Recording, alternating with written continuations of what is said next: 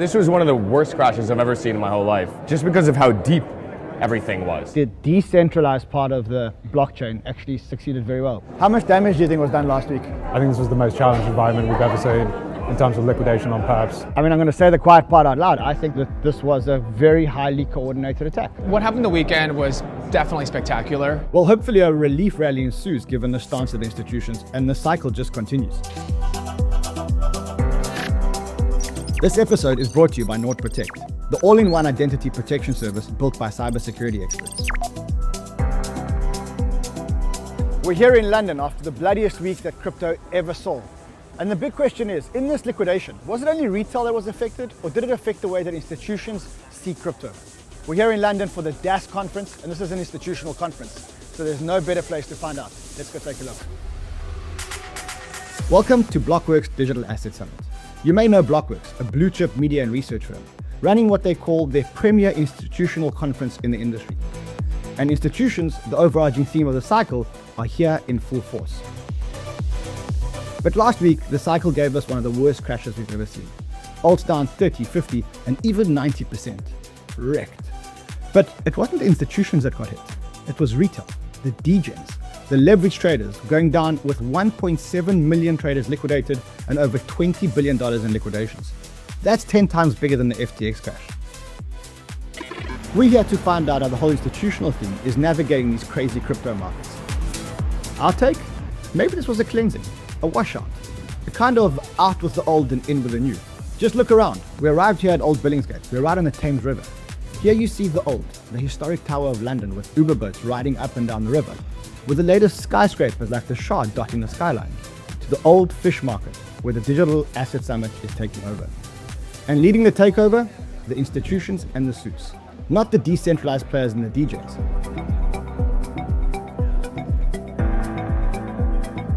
And everyone was talking about the crash. Even lords and members of parliament on stage here at DAS. Following Saturday, how's everybody's blood pressure?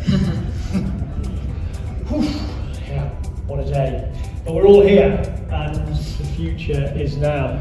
The thing is, no matter the crash, these institutional but maybe contrarian figures all talk bullish.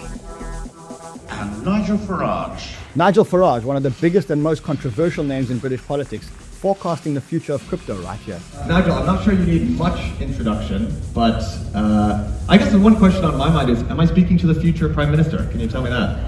Are you talking to the next Prime Minister? I think so, yes. The reason that I was the first prominent person in British politics to adopt crypto, to talk about crypto, to try and legitimise crypto, which was in 2020, and one of the reasons I'm here today, if you look at the Reform UK website, we've actually published a digital assets and crypto bill, which if we win the next general election, will get put into law very, very quickly, and we will have a sensible, we will effectively bring crypto in from the cold. And yes, it's getting cold in London if you're wondering. Also from the cold are the institutions, and you can see them all around. Institution this, institution that, Kraken and Gemini with institutional wings. Circle posted its big IPO. And then you had names like S&P, BCB, 𝗬𝗘𝗓, 𝗬𝗚𝗏, Copper, Komainu, Anchorage, and Rootstock, institutionalizing Bitcoin. Right, so we're able, because we're running natively on blockchain, to enable these new use cases. Tokenized equities are coming, tokenized bonds are coming. Institutional grade is all the rage, with appearances on stage by Goldman Sachs, Citi, UBS, JPMorgan, and Franklin Templeton sitting next to each other and talking all things ETFs, IPOs, DAX, DeFi, and bringing trillions on chain. I think at the moment it's going to be real utility for institutional clients, and the more utility that is present on chain. But when all said and done, crypto natives still rule around here. Pantera's Dan Moorhead, a true Silicon Valley OG, commanded the crowd to appreciate the US government's crypto legislation. Essentially, the US government, the US SEC, essentially restrained our industry for a long time. But Congress really changed dramatically. There used to be a lot of very negative people in Congress. 54 anti-crypto people lost their jobs and were replaced by 54 pro-crypto people. So Congress is flipped to being actually very pro-crypto. Also pro-crypto OG, Ethereum's co-founder, Joe Lubin. And he's bringing a touch of that cypherpunk talk to an institutional conference. So it's loss of trust in the system. For millennia, we've operated with top-down command and control. Top-down command and control is very efficient. It's great for building civilizations. It's not very good for 99% of the people in those civilizations. In 2008, 2009, Satoshi Nakamoto invented this profound new form of trust, decentralized trust, and showed us how to operationalize it in a new kind of database system, the blockchain, and we can start disintermediating the rent seekers and building more efficient systems, more effective systems. Seeking that ever more efficiency, we're an array of blockchains. Some you may know and some you may hold. ZK Sync aiming to be the institutional chain with dozens of tokenized projects building on it. Look around here, you see Algorand, Hedera, Injective, Telcoin, Elliptic, and Eigenlayer sharing their wares on the stage. EigenDA is the fastest and most adopted data availability protocol on Ethereum. It's used by teams like Mantle. The crowds were also checking out a litany of picks and shovel providers, from staking services like Marinade to wallets like Wallet Connect, plus our premier news terminal 247. It all points to the industry growing and growing, showing signs of real maturity despite last week's downturn. Look down and you'll see all things Blockdaemon at their blockchain VIP lounge. You spin around and you see hundreds of crypto bros and institutions working alike together. Is this a sign of what's to come? And before we get on with our feature sit-down interviews here at the set, a word about our sponsor who's bringing you the special coverage right here from London. This coverage is brought to you by NordProtect, an all-in-one identity protection service built by cybersecurity experts. It runs 24/7 with automated features like dark web and credit monitoring, real-time security alerts, and easy-to-use tools that make safeguarding your identity simple and stress-free. Get an exclusive 5% discount on NordProtect plans. Go to the website and use the code BANTERPROTECT at the checkout. Thanks, NordProtect. Now back to DAS's main stage. I had to catch this talk on all things Hyperliquid. Blockworks researcher Carolina Goldstein went into depth as to why the decentralized platform was so resilient during the crash. So network effects are there, more volume we know generate tighter spreads, more traders, more volume. Her talk really got me thinking, what actually collapsed last week? Well, chief amongst the fallen were the centralized players like Binance and the big exchanges, not the decentralized players like Hyperliquid. We sat down with her to find out why she remains so bullish. Carolina, you just got off your stage and you gave us a big thesis about Hyperliquid and how well Hyperliquid actually handled this last weekend, which was mayhem out there, right? Yes. Tell me a little bit about how Hyperliquid handled relative to the SEXs. It's a bit embarrassing for such a big centralized exchange to have that happen, and Hyperliquid was just working fine, no downtime, no special latency. In general, you gave a big thesis about why you think Hyperliquid's going to win. Maybe you want to quickly summarize for us the 5 main points, the 3 main points as to why you think Hyperliquid's going to win this. Yeah, for sure. So the main thing is it has been established itself as the main perp DEX for like a year now. And it has been gaining a lot of market share, and I think everyone can agree when it comes to decentralized perpetual trading, it is on Hyperliquid. But more than that, right now it has been doing like almost 15% of Binance's volume. So it has been eating into centralized exchanges' market share, and that is huge because they were always the main market. What did Hyperliquid do correctly? So Hyperliquid, first of all, the team I think is great. They come from high-frequency trading backgrounds. They're people who really know how things work in traditional finance, and they were looking to have that on-chain. And so what they did was build essentially a new layer 1. You can't have a general purpose layer 1 work for this. You have to build a specialized single limit order book engine that is just computing like 200,000 transactions per second, which is something that is unseen in any other blockchain. And you have all of that running in parallel to the HyperEVM, where you can build smart contracts on top. If we speak again in a year or 2 years, how big is Hyperliquid? Putting you on the spot here on purpose. Interesting. I'd give it a conservative like 3x in the next 2 years. A conservative 3x. I'll take it. Back up on the stage and talking all things stable was Guy Young from Ethena. And Ethena was one of the casualties from the weekend because it depegged on Binance. Let's get to the root cause of exactly what happened. So now we've had some time to do a post-mortem of exactly what happened last weekend. We know that multiple assets depegged on Binance. Some of them went to zero. USD also depegged, and USD shouldn't depeg because it's a stable coin, right, Guy? We call it synthetic dollar. It's obviously quite different to a normal stablecoin, but yeah, it's pegged to one. So why did it depeg? Yeah, I think don't want to point fingers at anyone. It was obviously in a pretty extreme market scenario that was going on across multiple different venues, all across the entire market. What happened on Binance? I think there was just quite a lot of extreme liquidations occurring there on that one venue in particular. I think obviously Binance sets the price right in many different pieces of the market because it's the most liquid, largest venue. So I think a lot of leverage and traders are sitting there on Binance, and I think it was just one of those typical cascades which got out of control. How much damage do you think was done last week? I think there's definitely a trust rebuilding sort of process that needs to take place. I think on the Ethena side, there's really only so much we can control, which is ultimately, are we keeping the collateral safe in the background? We're not losing anyone's money when it comes to the actual collateral backing behind USD. And then the second important piece is, are we servicing mint and redeems without any delays or issues? And they did. There were $2 billion plus of redemptions in the shortest period we've ever had. How do you see what happened last week from a centralized players versus decentralized players?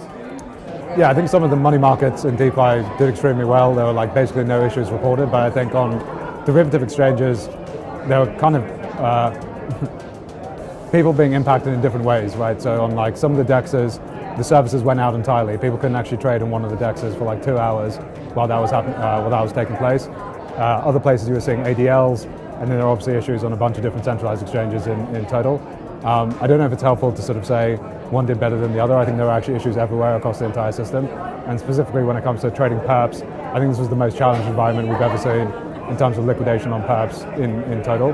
And so you're naturally going to see these stress tests. So what steps are you going to take now? We want to publish a set of standards around what we view to be good Oracle and risk management design for other platforms that are taking USD as collateral elsewhere. We're going to be creating a transparency page on Ethena where you can actually see has each of these venues implemented the suggested Oracle approach that we actually have internally. And I think that being able to display that to users so that they have a very clear line of sight to, is the platform where I'm using this product actually being able to track and implement oracles in the correct way, and then obviously working with the parties where we think that that's not the case to try and improve that. I think it's very reassuring that all the steps that you told me are not internal steps, they're all external steps. It's not stuff that you have to fix, it's stuff that you need other people to I think that's fair, yeah. There's fundamentally nothing that we're changing inside of Ethena, which I think could have sort of prevented what we saw on Friday. That's amazing. Guy, thank you very much, my friend. So the fundamentals remain strong. To continue our examination of what went wrong over the weekend, I moderated a panel with some of the biggest names in crypto VC.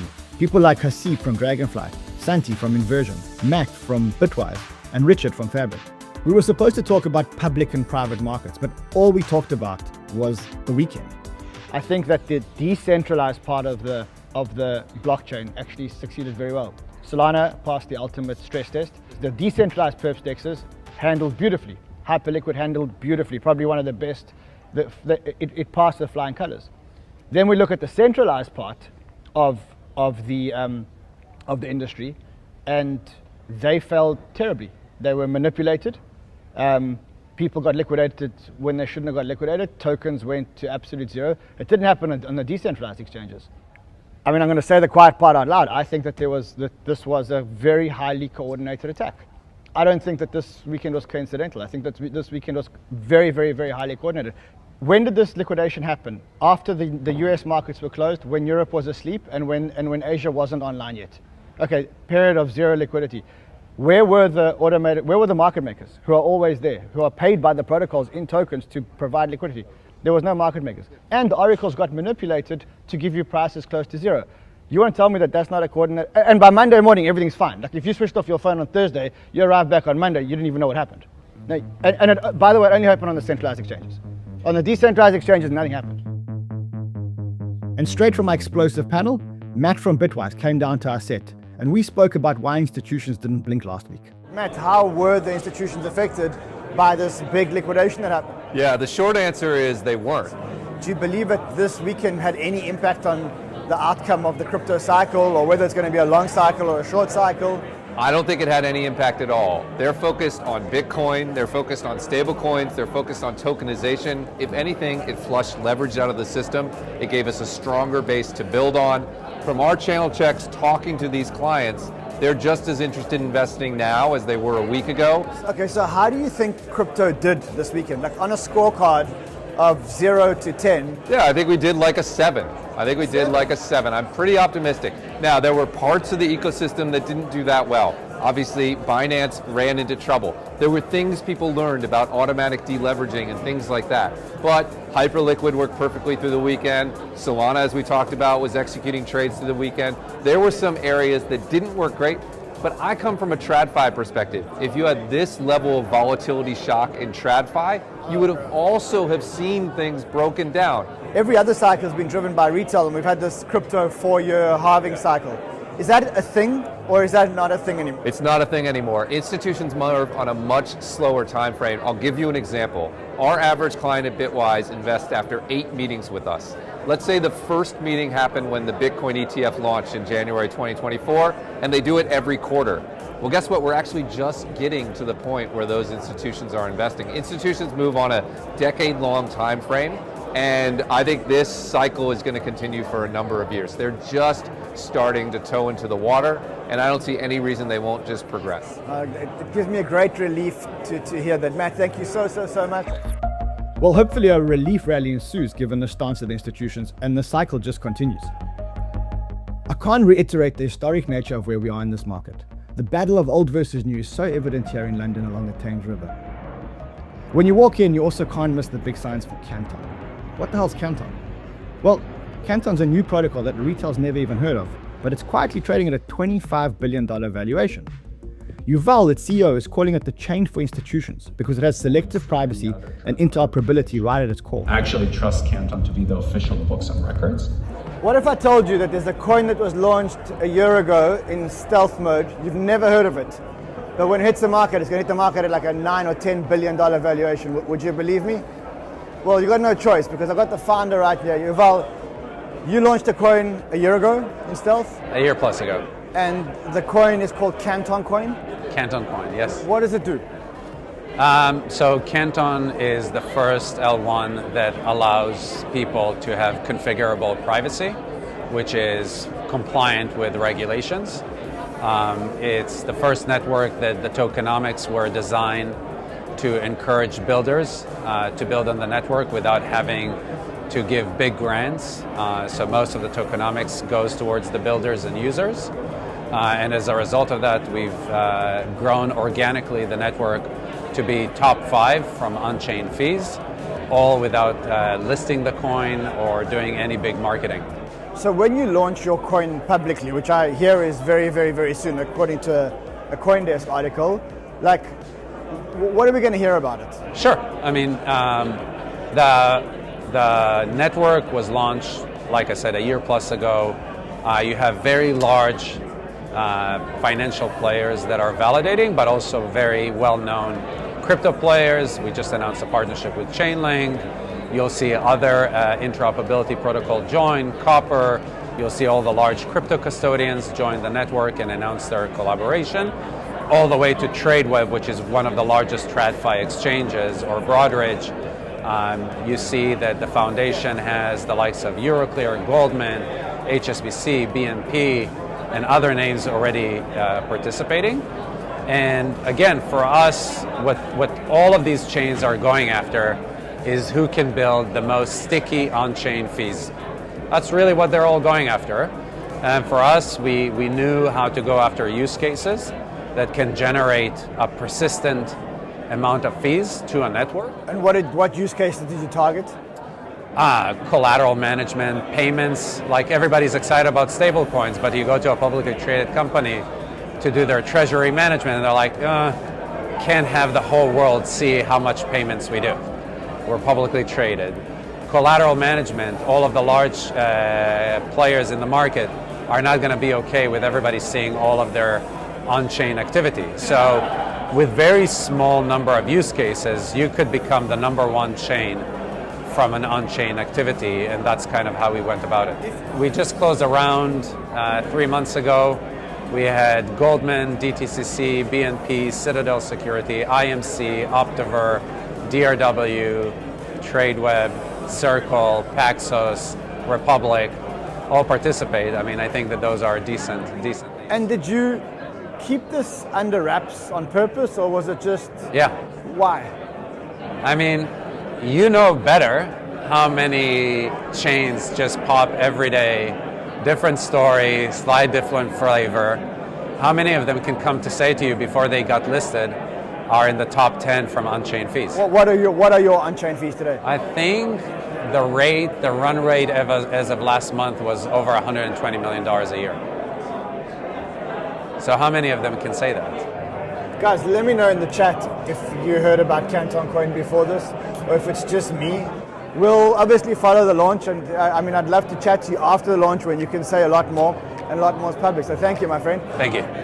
We'll be monitoring this launch closely with the rest of Banter fans. For now, it's time to take a break from the Digital Assets Summit and enjoy some of the London views.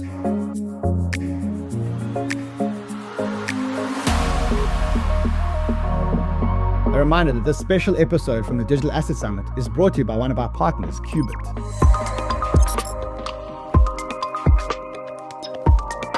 The Qubit Wallet app. Your wallet, born from true quantum entropy. Built for iPhone and Android. Multi-chain from day one. Turn activity into upside with revenue from swaps. Grow the network. Share the rewards. Early adopters get access and airdrops. A first-of-its-kind wallet experience. The Qubit Smart Hub. Your quantum surface.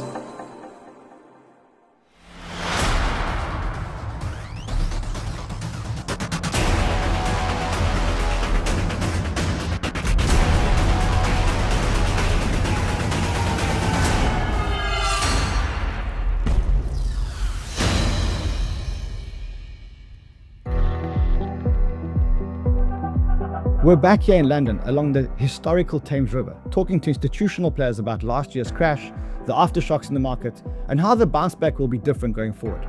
All here at the Blockworks Digital Assets Summit. I wanted to know from a bunch of institutional experts and funds how last week affected them, their bottom lines, and whether it's a sign of things to come.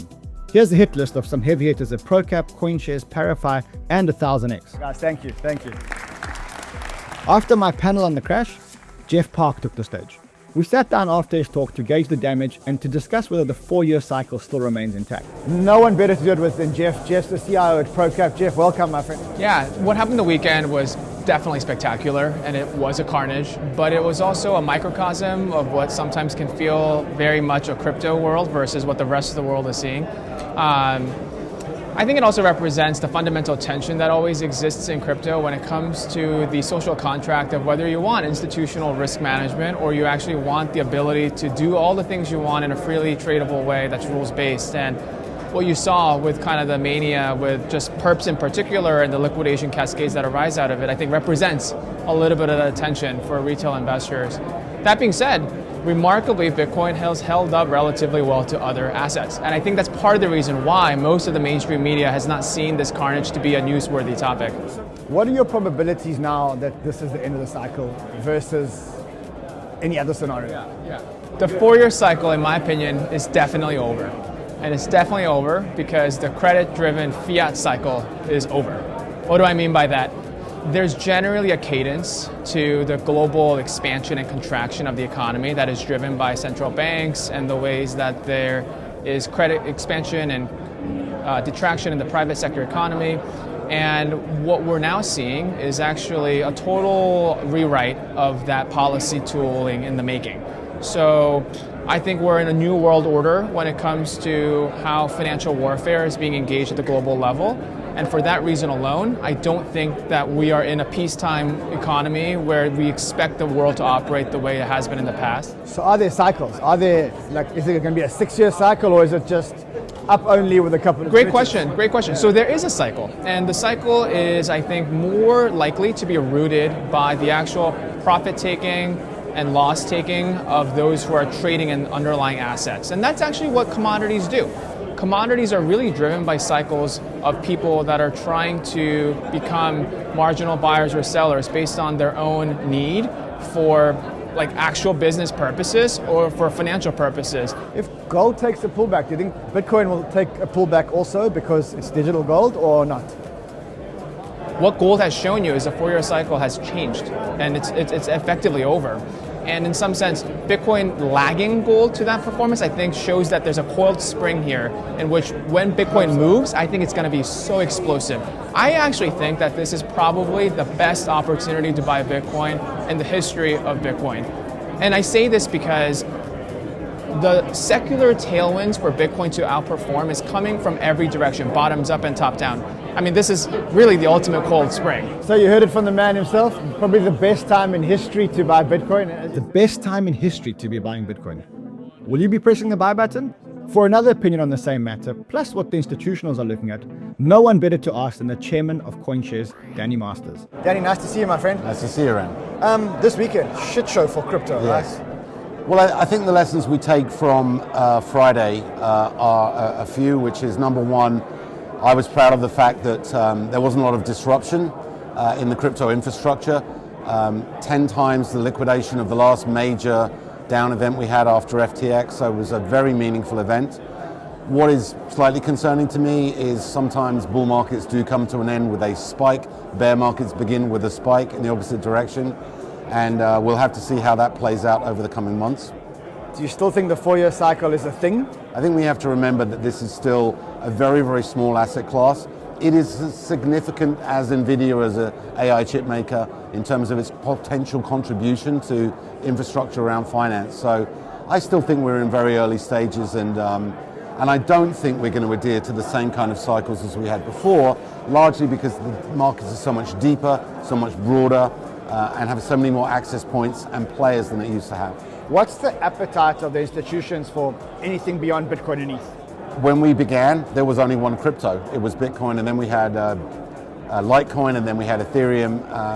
And it was many years until we really started to get into this proliferation of cryptos. And to be honest, I think a lot of cryptos don't have a place. What we need to see is we need to see the big infrastructures like Ethereum, who are going to power important things like stablecoins. What do they think of things like XRP and BNB? Also high value assets. BNB has been obviously very, very strong recently, and a lot of that has to do with the fact that there's been a big remediation of BNB's compliance issues. There is talk of a pardon for CZ, there's talk of a float for Binance as a company. Let's not forget they are the world's biggest exchange by far. Danny, thank you very much. It's been amazing having you on. Guys, remember, if you're thinking, you're not doing, and if you're doing, you're not thinking. Let me know in the comments whether you're thinking or whether you're doing. That's the appetite. That's it. Thank you, my friend. Judging by who's here, you'd think there'd be a greater portfolio and risk curve. Next up with their thoughts on the market and a very big fund, one of the original seed investors in Polymarket, who thinks that the infrastructure needs to be fixed up. I'm very keen to get your assessment of how crypto handled this last weekend. I would say this type of a move is really a once every 12 to 18 month event.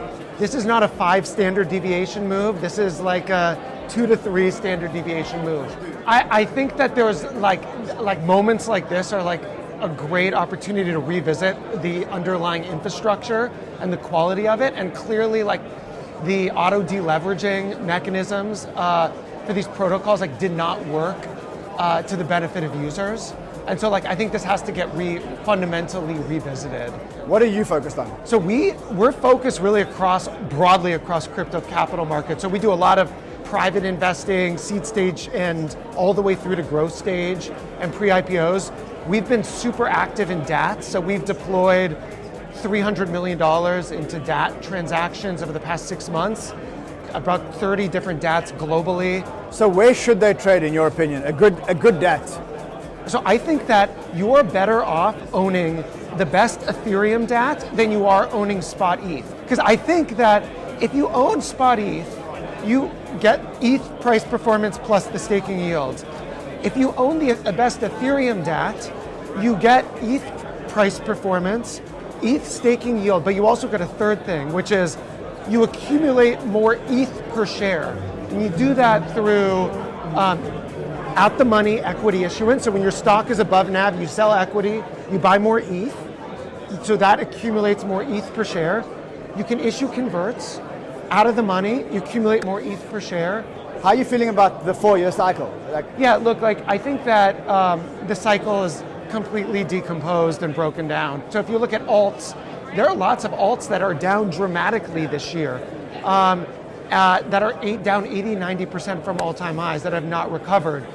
If you look at Bitcoin, if you look at the majors, I think there is still somewhat of a 4-year cycle, but it depends which majors you're looking at, right? So I actually think that we're going to be in an environment where an asset like Bitcoin is just a steady compounder for the next decade. For example, after the gold ETFs were approved, after GLD was 11 consecutive years of price appreciation for gold. And I think to some extent that's also true for ETH and some of the other large tokens. I think for tokens that have big VC unlocks and these supply cliffs, I think the price action is going to continue to be challenged for those, but I think the 4-year cycle has truly broken down. You're not going to see it going forward for Bitcoin. The 4-year cycle for Bitcoin broken. Wow. What are your thoughts? Let us know in the comments below right here in our special coverage from Blockworks Digital Assets Summit, like only crypto banter can deliver. And delivering from our set, some final thoughts on the crash. A legendary trader and a fellow podcaster, 𝗬𝗙𝗪 from the 𝗏𝗁𝗥 podcast, who called this crash the worst crash that he's ever seen. That was one of the most crazy days. This was one of the worst crashes I've ever seen in my whole life, just because of how deep everything was. Why though? What happened? Where did we go wrong? Because you have to go back to where this started. This starts with the introduction of leverage to altcoins. So for a long time, Bitcoin has had leverage. You've had leverage on BitMEX, on Binance, but in the last 3 years, there's been an explosion of altcoins that now have perpetuals. Hyperliquid offers you trading on everything possible now. Everyone's trying to offer you leverage. Everyone's trying to offer the trader leverage. And people took the bait. They got 10, 15, 25x levered on things that moved 10 to 50% a day. And that's what happened. Could this have now put a 3-month delay in new all-time highs? Could it have ended the cycle? What do you think? So I don't think it damaged Bitcoin at all. Okay. Because I think the people that got liquidated are actually not the types of people that are buying Bitcoin. So Bitcoin is safe. Ethereum, also safe. The people that are driving Ethereum are your institutional capital, ETF flows, and retail that trade in brokerage accounts. It's no longer your crypto retail. But for everything else, I think that we hit a reset. Do you believe in the 4-year cycle? I don't believe in the 4-year cycle anymore. And I think any viewer at home can just pull up a chart, go on TradingView and put it on the weekly. The last 3 years of Bitcoin price action look nothing like the previous 7. The previous 7, it was a massive run up and then a crash, and then a massive run up and then a crash. So what does your portfolio look like now? Are you long, are you short, are you neutral? What does your portfolio look like now?